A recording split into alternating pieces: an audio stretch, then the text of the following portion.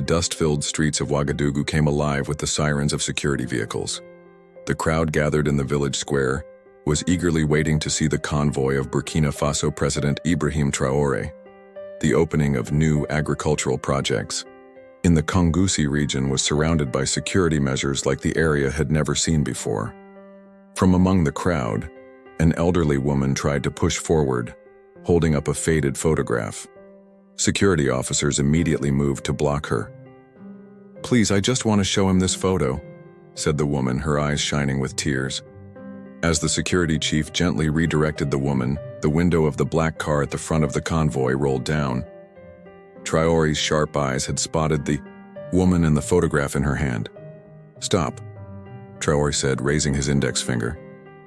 The guards' radios crackled. "Bring that woman to me."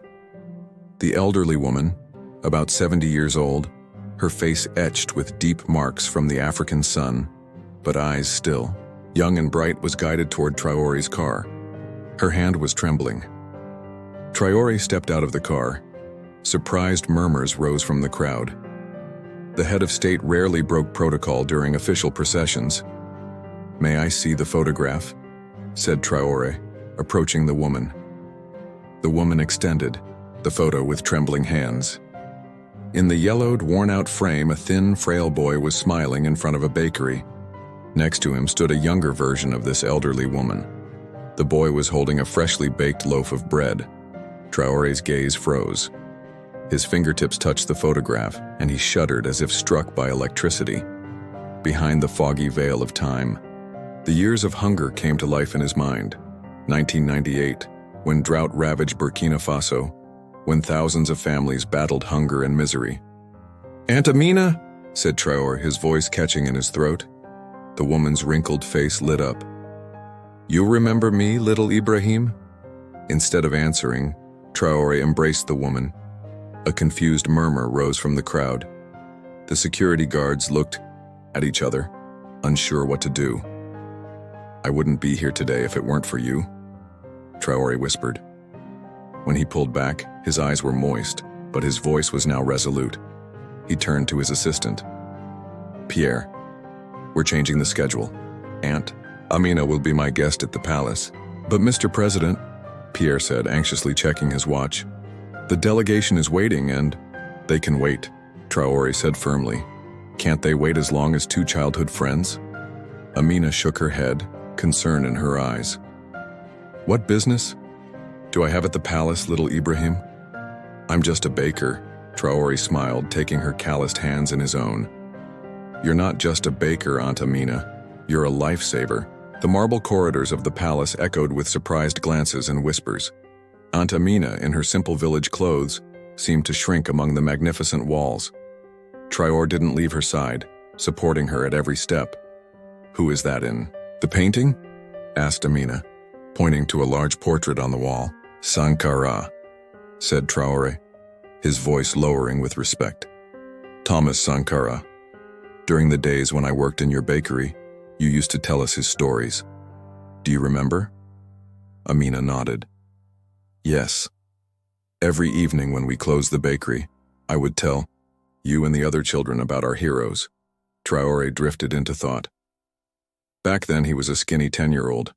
His family had fled the drought and sought refuge in Kongoussi. His father had gone far away in search of work, leaving them all alone with his mother and 3 siblings.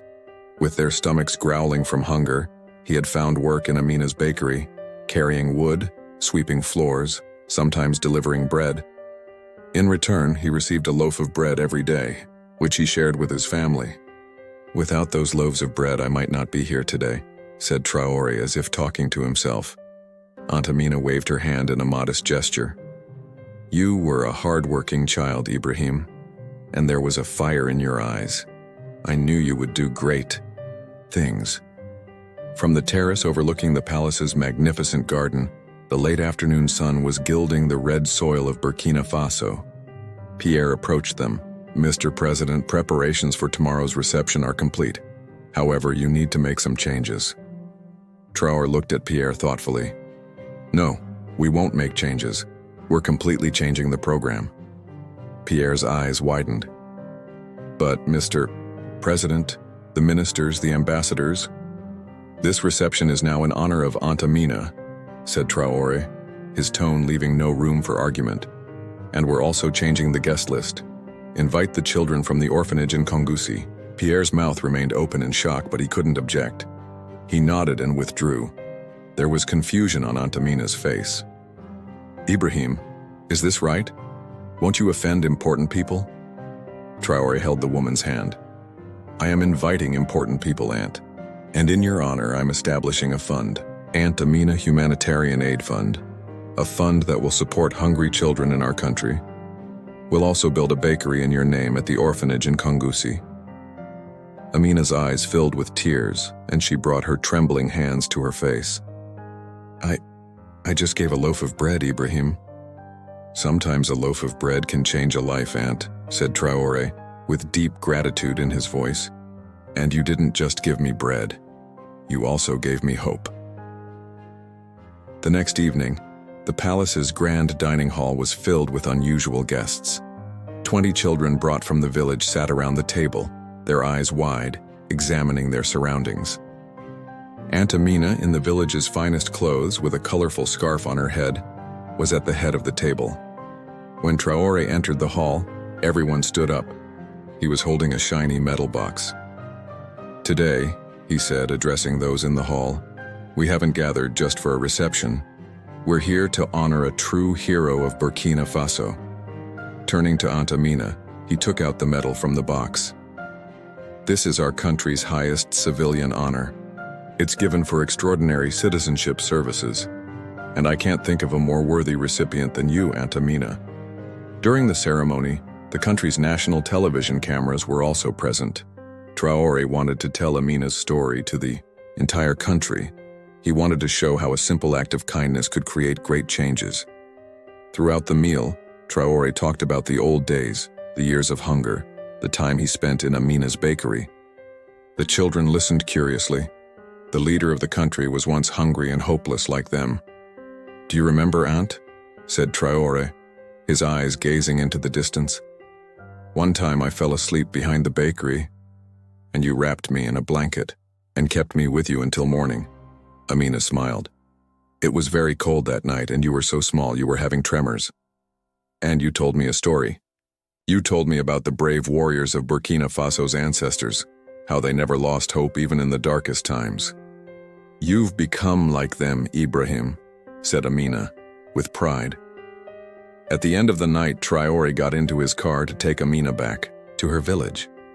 Along the way, he told her about his plans. A modern bakery would be built in the village. They would teach young girls how to make bread, so they would both have a profession and meet the village's bread needs.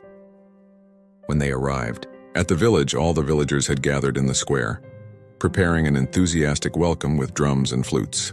When Amina got out of the car, the crowd applauded. Traoré turned to the villagers. Today I hosted a hero from among you at the palace, not a queen, not a president, a baker. Because true heroes are great not by their titles, but by their hearts. The villagers applauded again, and Amina bowed her head in embarrassment. Traoré embraced her one last time and whispered in her ear, Thank you, Aunt. Not just for your bread, but for your humanity. Months passed. The Aunt Amina Humanitarian Aid Fund quickly became one of the country's largest aid organizations. The modern bakery in Kongusi produced hundreds of loaves of bread every day, distributing them free of charge to the orphanage and village schools. Dozens of young girls were being trained here, both learning a profession and serving the community. Whenever he had the opportunity, Traoré visited Kongusi, chatting with Aunt Amina. The elderly woman was now the most respected person in the village. Her front door was crowded with people wanting to thank her or seek her advice. Years passed. One autumn day, Traoré's phone rang. They were calling from Kongusi. Aunt Amina was seriously ill. Putting aside state affairs, Traoré immediately went to the village. There was a crowd in front of Amina's modest house. People were waiting silently, praying. When he entered, he found Amina lying in her bed. Her body had weakened. Her face was pale, but that light in her eyes was still burning. Ibrahim, she said in a weak voice, I'm glad you came. Traoré sat on the chair next to the bed. In his hand was a loaf of bread that he had baked himself that day at the bakery. "I made this, Aunt," he said, breaking off a piece and offering it to her. "Just as you taught me, it's a bit crooked, but—" Amina smiled weakly, broke off a small piece of bread, and put it in her mouth. "It's perfect, Ibrahim.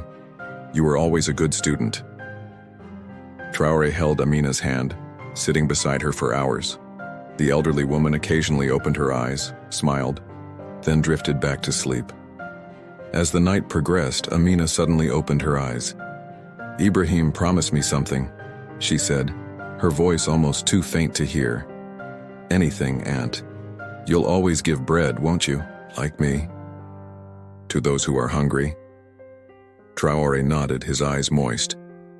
"I promise, Aunt. There will always be bread." Amina smiled with satisfaction and closed her eyes. Toward dawn, she quietly took her last breath. 3 days of mourning were declared throughout Burkina Faso. Traoré attended the funeral not as a head of state, but as a son. Tens of thousands of people flocked to Kongoussi. People not just from the village, but from all over the country came to pay their last respects to Amina. At the ceremony, Traoré gave a short speech.